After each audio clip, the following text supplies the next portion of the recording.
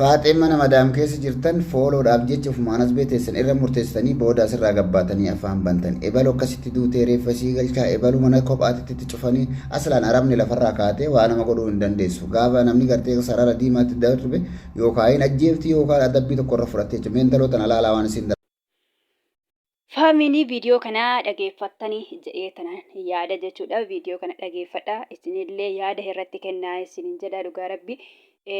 Shamarran keenya tokko jechuudha. Waan nan taane dalagduu jechuudha gola madaamii keessa deemtanii. Amma mucayyoon kun maal gochaa jirti? Fooloo barbaacha jaartii arabaa waraabaa jirti jechuudha. Jaartii arabaa kushiina keessatti waraabaa jirti jechuudha. Kushiina keessa deemti jaartii waan ta'e barbaacha isheen kaameraa itti qabdee kolfiti jechuudha. Dhugaa rabbi ofumaa fi ofumarratti tokko ijoolleen tokko ofumarratti murtoo fudhatu jechuudha. Amma kana ijoolleen jaartii kana gaawoo arganii dhiisu. Ijoolleen araba kana yoo arganii dhiisu. Boroo akkuma mucaan kun amma dubbate gadi baasa galee taa'aa fi balbalatti cufanii akkas godhanii jedhanii booda hiyyuu ofumaa balleessa godhu. Ofii balleessa malee arabni tarkaanfii namarratti fudhattu jechaa jira mucaan. Sirrii jedhe mucaan kun sirrii jedhe. Araboonni tokko ofii gaafa daangaa itti darban malee nama hin tuqan. Nama hin tuqan amma maal gooti mucayyoon kun? Jaartiitti fooloo barbaacha jaartii mana keessa deemaa jirti la mataatti illee shaffanattee hin qabdu jaartiin kun saawudiidha. Saawudiin beektu harki caalu musliimotaa jechuudha. Dirqama ishii nama waan mana keessa jirtuuf shaarbii mataa isheetti shaffananne edaa isheen kan yoonni caalatu jira mucayyoon immoo kaameraatti qabdee waraabaa jirti jechuudha. Hojjetti numti ishii ala jaartiin akkanumatti mana keessa deddeemaa jirti jechuudha. Kun jaartii ta'uu dandeessi hanga deemtu miti. Naannoo qaqqabattee mana keessa deddeemaa jirti ishiin kaameraatti qabdee lama taanii jiru. Hin kolfuu jechuudha. Ishee kana amma kaameraa kan itti qabee kolfuu ishii kana haadhi tiiktookii haadhi viidiyoo ishii kana jechuudha. Fooloo barbaacha beekamtii argachuudha jechuudha. Kana immoo gaafa arganii madaamiin waan ishiin gootu kan hin beektu jechuudha. Engaddam coolee engaddaarra agartanii jirtu mucayyoo Ugaandaa waan isaan gurguran. Agartanii hanga isaan tarkaanfii humnaa olii itti fudhattee jechuudha. Kan ishiin goote tarkaanfii humnaa olii itti fudhattee akka nama shunkurtii muruutti mummuranii lubbuu ishii balleessanii akkana godhan jechuudha mucaytii Ugaandaa san. Kunillee akkasuma jechuudha murtee ishii mee of eeggannoo godhadhaa viidiyoo gaafa waraabdan tiiktookii kanarra isaa ta'u bakka feetti jechuudha. Ofuma keessan of waraaba.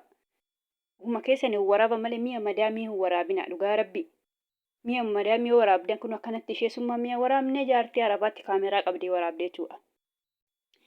Kuni dhugaa rabbi ofumaa fi dubbi barbaadduun dallaa nama jala deemtee kaboota guurti kan jedhasani. Akkas jedhe Oromoon gaafa mammaakuu akkas ta'e jechuudha. Kun ofuma ishiitiif dubbi ofitti barbaadde jechuudha mucayyoon kun. Egaa faamilii nagaan waaqayyo isiniif haa ta'u manaaf kallattii jirtanitti warroonni mana kanaaf immoo haaraa taatanii sabiskiraayibii laayikii sheerii gochuu hin dagatinaa. Warroonni mana kanaaf immoo taatan laayikii godhaa dhugaa rabbii inni irraanfadhe jechuudha nagaa yoo isiniin gaafanne. Dhugaa viidiyoo kun agarraan uumanii nutti ga'e jechuudha. Waan ajaa'ibaatu deemaa jira jechuudha. Kanaafuu keessattuu warroonni gara biyya keessattuu warri gara biyyarraa dhufaa jirtan jechuudha. Ijoolleen haaranii waan akkanaa hin hojjetinaa isin. Amma tiiktooki kana namni fayyadamne hin jiru guutuun addunyaa tiiktooki kana fayyadamuun jechuudha. Keessattuu ijoolleen gara biyya isinillee akkanatti qabdanii kaameraadhaan mana keessa hin waraabina. Mana sanamma kaameraan jiraachuu danda'a. Isheen kunillee keessa beektuu wayiitii jafuunidha. Hin beekti waa'ee mana sanaa beektu malee wanni hojjettu. Isin immoo jechuudha reefuu haaraa kan dhuftanii kaameraa xiqqoon hin jirti. Guddaan hin jira. Guddaa kan mul'atu kana malee xiqqoon hin jiru kaameraan. Isin jedheetu lafa kaanii kan deeman waraabuu hin jiru. Akkanatti seetanii isin viidiyoo wanni hin taane waraabina.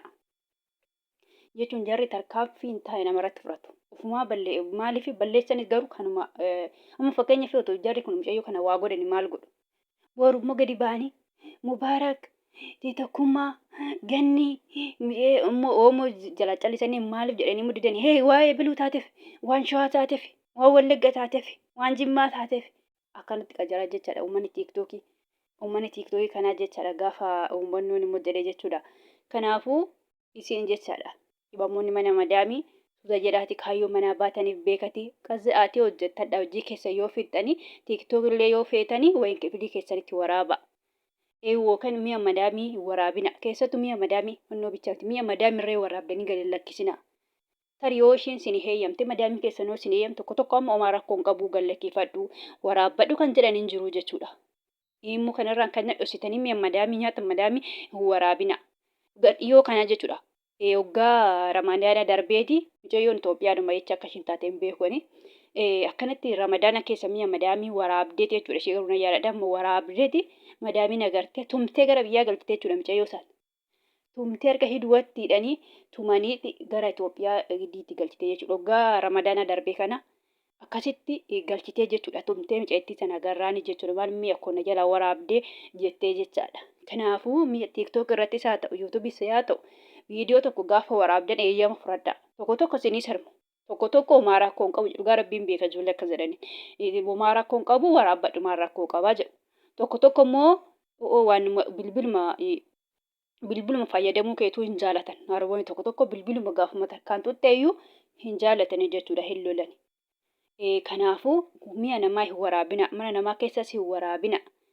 Nyaata namaallee hin waraabina. Keessattuu karaa TikTok kana YouTube irra namoonni hedduun hin fayyadamanii TikTok kanaan jechuudha. TikTok kana amma mucayyoo kana namoota meeqa viidiyoo irratti hojjete dhugaa dubbachuuf namoota meeqa tare namni nagara hin jira jedhee too yaadu faamilii. Namoota meeqa mucayyoon kun maal gochaa jirti boruu eenyutu akkam gooti kan jiran namoota hedduu yaada garaagaraa irratti kennanii jiru jechuudha. Kanaafuu balleessa nama kanuma ishiiti. Otoo feete ofuma haa waraabdu malee maaliif jaartee araabaa waraabdi? Balleessan kanuma ishiiti. Borurree yoo tarkaanfii irratti fudhatame nama biraa miti ishumatu miidhamaa jechuudha nama biraa miti. Maaliif duras ofumarratti akkana goote waan ta'eef ofumarratti tarkaanfii fudhatte waan ta'eef rakkoodha. Boruu rakkoon miti ishinumarra ga'a. Akkuma jedhe immoo gaafa achi rakkatte sagalee naataa eebeluu sagalee naataa mubaarakitti naa'imaa ofuma balleessa godhanii mubaarak akkam godha. Kanaafuu faamilii gama kiyyaan akkasas ni jedha warroonni akkuma ta'e warroonni reefuu haaraa gara biyyaarraa dhuftanii jechuudha. Haarayyoo ta'uu ta'e warroonni biyya kana haarayyoo hin taane jechuudha. Waraabiyaan mi'a namaa madaamii isin heeyyamte malee waraabina tokko illee waraabina ofuma keessanii of waraaba kibilii keessanitti galgala yeroo hojii keessa fixattaffaa waraabate akkuma akka feetan ta'uu dandeessu gosa ofii keessanii garuu mana namaa keessa deemtanii mana madaamii keessa deemtanii mi'a garaagaraa waraabdanii kun akkanatti immoo fillaafidumatti jaartii arabaa waraabina. Kana amma jarri gaafa argan hin dhiisan akkuma durbadde ijoollee ishii gaafa argan mucayyoo kana hin dhiisan. Jaartiin kun amma ijoollee qabdu ijoollee ishii hin dhiisan. Dhugaa dubbachuu akkuma jedhamu lammataa ishiitti shaafana jaartiin kun. Uma ofirraan qabdu akkuma hirriba kaateetti jirti jechuudha jaartiin. Bijaama dhumaan jirti kun bijaama mana keessa deddeemaa jirti jechuudha. Kanaaf ishiin immoo kaameeraatti qabdee kolfitii jechuudha dhaabbattee.